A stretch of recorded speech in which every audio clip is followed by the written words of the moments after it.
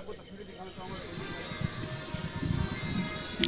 बिल्कुल मृदुल, श्वेता, आप तस्वीरें जो है अहम दिखा रहे हैं। जिस तरीके से प्रधानमंत्री नरेंद्र मोदी इस वक्त जो है वो पहुंच चुके हैं भारत मंडपम में, और क्योंकि जाहिर है मेजबान हैं और तमाम जो राष्ट्राध्यक्ष हैं वो यहां पर पहुंचेंगे, और सबसे बड़ी जिम्मेदारी जो है जिस चेहरे पर है, जिसे पूरा विश्व इस वक्त देख रहा है भारत के साथ साथ, वो प्रधानमंत्री नरेंद्र मोदी का, क्योंकि उनकी लीडरशिप पर न सिर्फ भारत को बल्कि पूरी दुनिया को कहीं ना कहीं ईमानी भरोसा है इस वक्त में।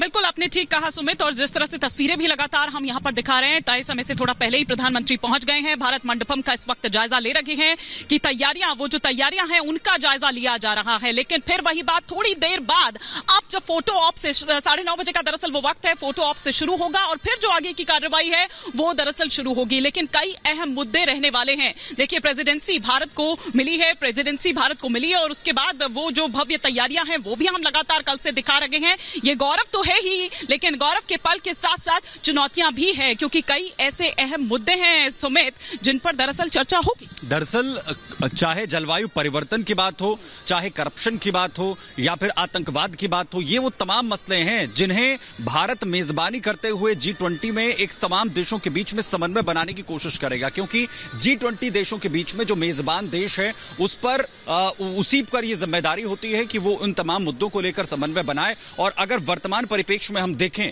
तो भारत और प्रधानमंत्री नरेंद्र मोदी वो चेहरा, वो देश है इस वक्त में जो इन तमाम जो है देशों को एक सूत्र में पिरोते हुए नजर आ रहे हैं। और इसका जिक्र जो है वो ब्रिटेन के प्रधानमंत्री ऋषि सुनक ने भी मानी किया, जिसमें उन्होंने कहा कि सही वक्त में सही देश G20 की मेजबानी कर रहा है, जिसके अंदर इतनी क्षमता है कि पूरी दुनिया को इस वक्त वो एक सूत्र में पिरोते हुए आगे बढ़ सके। तो सही वक्त में सही मेजबान देश जो है वो भारत इस वक्त बनकर उभरा है। और इसीलिए क्योंकि तमाम देशों के बीच में कैसे इन परिस्थितियों में जब यूक्रेन रूस जैसे हालात जो हैं वो बने हुए हैं, उस वक्त वो कैसे तमाम चीजों को जो है टैकल करें, और प्रधानमंत्री नरेंद्र मोदी इससे पहले भी मानी कोशिश कर चुके हैं। बिल्कुल, आपने ठीक कहा, और यही कारण है कि देखिए बार बार हम ये कह रहे हैं कि देखिए डिप्लोमेसी में ही कहा जाता ना कि no permanent friend no permanent enemies. अब यहाँ पर यह देखना है कि अपना हित हम कितना साध पाते हैं। One earth one family one future की बात जरूर कर रहे हैं, लेकिन अल्टीमेटली हमें क्या कुछ मिलता है। जरा हम और आगे बढ़ते हैं, हम दूसरे हॉल की तरफ चलते हैं। हमारी सहयोगी सलोनी और सृष्टि भी हमारे साथ जुड़ी हुई है। वो क्या तस्वीरें दिखा रही है, वो क्या बता रही है, जरा उनका भी रुख करते हैं। ओवर टू यू सलोनी, सृष्टि।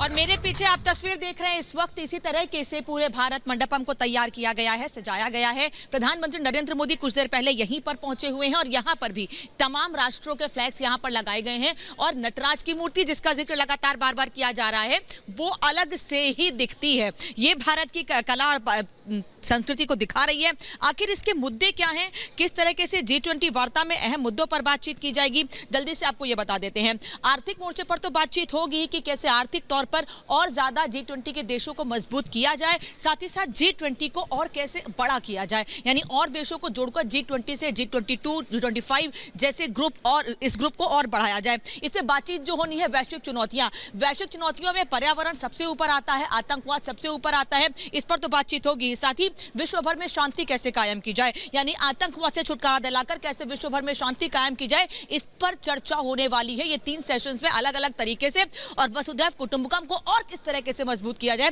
इस पर बातचीत होगी। साथ ही जलवायु परिवर्तन, केवल भारत ही नहीं बल्कि दूसरे देश भी जलवायु परिवर्तन को लेकर लगातार चिंतित हैं, और उस पर कैसे, ग्लोबल वार्मिंग से कैसे निपटा जाए, जलवायु परिवर्तन पर कैसे बातचीत की जाए, मिलकर तमाम देश कैसे रणनीति बनाएंगे, इस पर भी चर्चा होने वाली है। विकासशील देशों की सहायता कैसे की जा सके, साथ ही डेप्ट मैनेजमेंट का संतुलन कैसे किया, तमाम चीजें हैं जिस पर बातचीत होनी है। और क्योंकि G20 में वो तमाम देश आते हैं जिनकी GDP 85% के आसपास है, इसीलिए इनकी जिम्मेदारी और ज्यादा महत्वपूर्ण हो जाती है। ये तमाम वो देश हैं जो छोटे देशों को मजबूत करने के लिए, उनकी मदद करने के लिए हमेशा से तैयार रहते हैं। और यही वजह है कि G20 में 20 देश हैं, लेकिन उसके बाद भी और देशों को हर बार बुलाया जाता है। पिछले साल इंडोनेशिया में भारत को इसकी मेजबानी दी गई थी, और उसके बाद से ही लगातार भारत में पूरे देश भर में अलग अलग जगहों पर, अलग अलग राज्यों में उनके कलर्स, उनकी कला को बढ़ाने के लिए इसका आयोजन किया गया है। और सबसे महत्वपूर्ण बात यह है कि टूरिज्म के लिहाज से किस तरीके से G20 देशों को और मजबूत किया जाए,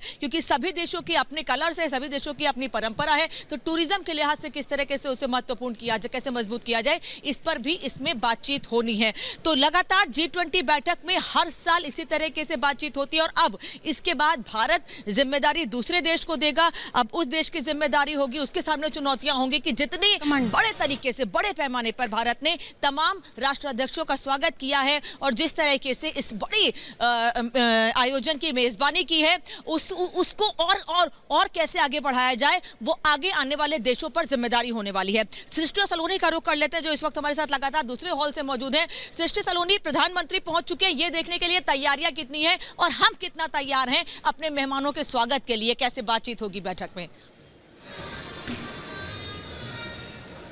बिल्कुल, आप यहाँ पर देखिए अनामिका, जिस तरीके से आप लगातार बता रही थी कि कौन कौन से वो अहम मुद्दे हैं जिस पर चर्चा होनी है, और सलोनी, क्लाइमेट चेंज को भी यहाँ पर जोड़ा गया है और सबसे बड़ी बात कि डिजिटल पेमेंट को, यूपीआई के मुद्दे को भी यहाँ पर जोड़ा गया। प्रधानमंत्री पहुंचे हैं, रामकृपाल जी से हम सवाल लेंगे, लेकिन सलोनी बताइएगा, प्रधानमंत्री का व्यक्तित्व और जिस तरीके से वो देश का नेतृत्व कर रहे हैं वो भी बहुत बड़ी बात है। बहुत बड़ी बात है सृष्टि, और ये समझना होगा कि अभी तक 17 बार इस तरह की बैठकें हो चुकी है, लेकिन जितनी बड़ी लकीर भारत ने अब जितने बड़े आयोजन के रूप में खींची है, ये अपने आप में एक नजीर बनेगी, एक बड़ा चैलेंज भी बनेगा। और हमारे साथ लगातार खास पैनल मौजूद है। सृष्टि, सवाल है।